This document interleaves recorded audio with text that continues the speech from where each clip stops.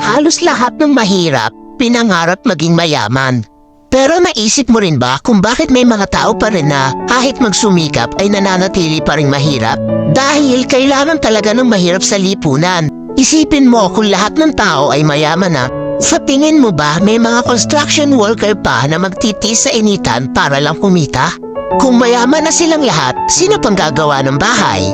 Yung mga magsasaka, kung lahat sila mayaman na, magbibilad pa ba sila sa araw para magsaka at magbungkal ng lupa? Kung hindi na, ano nang kakainin natin? Kung lahat tayo ay mayamang negosyante, sino pang magiging trabahador? Mas marami mang mahirap sa lipunan, pero sa totoo lang, sila ang higit na kapakipakinabang. Bakit? Mas marami silang alam na trabaho na pinakikinabangan ng mayayaman. Tulad ng isang kumpanya, hindi iyon magiging maunlad kung walang mga empleyado. Kahit na gaano kahirap ang trabaho sa isang kumpanya, kahit na masama pang ugali na nagpapatrabaho, di ba natitiis ng taong gipit? Lalo na kung may binubuhay na pamilya.